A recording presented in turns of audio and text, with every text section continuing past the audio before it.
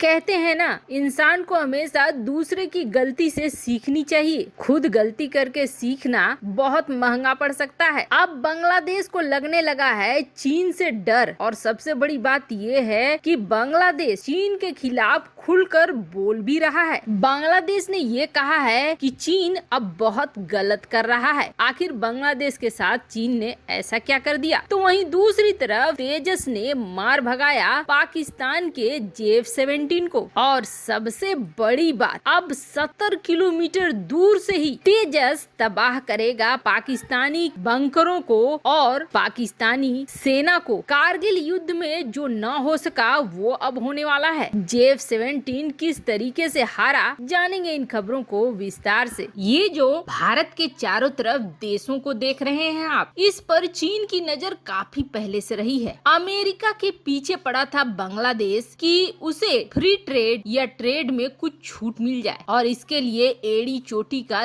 दम लगा रखा था। बांग्लादेश में अगर व्यापार के नाम पर कोई छूट मिलती है तो वो वहाँ की राजनीति में बहुत बड़ी बात हो जाती है। बांग्लादेश व्यापार को और ज्यादा बढ़ाने में लगा हुआ है। ऐसे में कोई भी देश अगर उसे ट्रेड संबंधित, व्यापार संबंधित छूट देता है तो वो बहुत खुश हो जाता है। पर अमेरिका ने ऐसा कोई छूट नहीं दिया। पर 2020 में चीन ने जरूर ऑफर कर दिया। चीन ने एक बड़ा छूट दिया बांग्लादेश को और कहा कि हम व्यापार में आपको बड़ा। बांग्लादेश भी तैयार हो गया, और उससे पहले 2017 से बांग्लादेश ने खरीदने शुरू कर दिए थे चीन के हथियार। चीन के कई हथियार खरीदे, करीब $2.59 बिलियन के हथियार खरीदे बांग्लादेश ने चीनी, और जिसमें फ्रिगेट शामिल थे और diamond DA-40 basic trainer aircraft भी शामिल थे। उसके अलावे K-8 एयरक्राफ्ट भी शामिल थे। लेकिन जब ये हथियार पहुंचे बांग्लादेश तो धीरे धीरे इस्तेमाल के बाद पता चलने लगा कि जो चीन ने सौंपा है बांग्लादेश को वो तो कबाड़ है, ठीक वैसे ही जैसे कि पाकिस्तान को सौंपा है। अब चीन बात करने लगा बांग्लादेश से उसके द्वीपों को लेने के लिए, खास तौर पर वैसे द्वीप जहां से भारत को टारगेट करना आसान हो। बांग्लादेश ने तब तक पाकिस्तान की हालत देख ली, श्रीलंका की हालत देख ली। अब इसे देखते हुए बांग्लादेश ने सीधे मना कर दिया चीन को, और यहाँ से शुरू हुआ दोनों के बीच टेंशन। इस परियोजना को मना करने के बाद खुद चीनी रक्षा मंत्री पहुँच गया बांग्लादेश, और बांग्लादेश से जब निकलने लगा तो उसने एक ऐसी बात कह दी जो बांग्लादेश की संप्रभुता और आजादी पर बड़ा क्वेश्चन था। सीधे सीधे चीनी रक्षा मंत्री ने ये कह दिया कि बांग्लादेश अगर क्वाड के साथ रिश्ते बनाता है तो ये बांग्लादेश के लिए अच्छा नहीं होगा। चीन के साथ बांग्लादेश के रिश्ते खराब हो जाएंगे अगर क्वाड के साथ रिश्ता बनाता है बांग्लादेश। तो ये बिल्कुल एक धमकी जैसी थी, जिसके बाद बांग्लादेश सरकार को जवाब भी देना पड़ा। और बांग्लादेश सरकार ने उस वक्त ये कहा कि हमारी विदेश नीति है और हम कैसे चलेंगे कैसे नहीं चलेंगे ये हम निर्णय लेंगे, न कि चीन निर्णय लेगा। इसके बाद से ही बांग्लादेश के साथ चीन की टेंशन भी बढ़ती हुई दिख रही है, और अब तो बांग्लादेश ने हिम्मत दिखाकर बिल्कुल साफ साफ कहना शुरू कर दिया है कि जिस तरीके से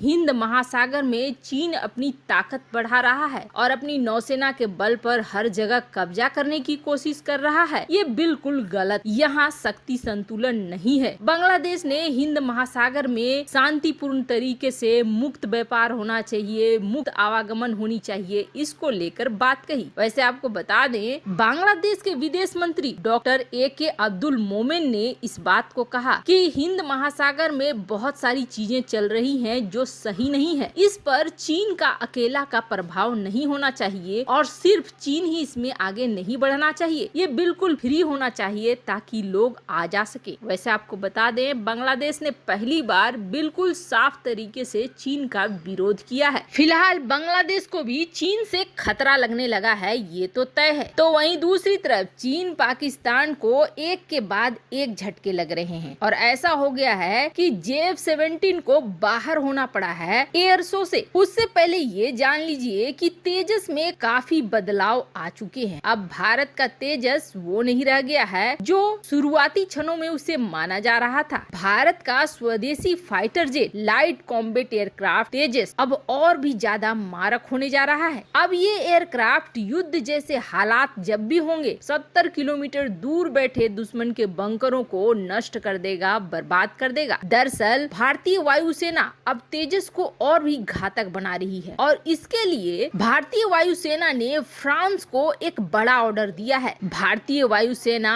इस ऑर्डर को देकर चीन और पाकिस्तान, जो इस वक्त बहुत टेंशन दे रहे हैं और हर रोज LAC पर कोई न कोई ऐसी परिस्थिति उत्पन्न कर रहे हैं जिससे कि देश अस्थिर हो, पाकिस्तान और चीन दोनों को जवाब देना चाहती है भारतीय वायुसेना, जिसकी वजह से भारतीय वायुसेना ने फ्रांस को हैमर मिसाइलों का ऑर्डर दिया है। हैमर मिसाइलें जो कि हवा से जमीन पर हमला करने में सक्षम है और 70 किलोमीटर दूर दुश्मन के कठोर से कठोर लक्ष्य को भेद सकती है। वैसे आपको बता दे, भारत को हैमर मिसाइल की पहली खेप तब मिली थी जब राफेल विमान आया था और अब भारत हैमर मिसाइलों को मंगाकर तेजस में भी इसे लगाएगा। इससे भारतीय वायुसेना की हवा से जमीन पर मार करने की क्षमता बढ़ जाएगी काफी ज्यादा। भारत के तेजस लड़ाकू विमान को पहले से ही चीन और पाकिस्तान के JF-17 विमान से अधिक एडवांस और सक्षम माना जाता है। ऐसे में अगर हैमर मिसाइल लग गया तो आप ये समझ लीजिए कि तेजस काफी आगे निकल गया है। वैसे इसका नमूना भी देखने को मिला और इसका नमूना देखने को मिला दुबई के एयर शो में। दुबई के एयर शो में जहां भारत के लड़ाकू विमान पहुंचे तो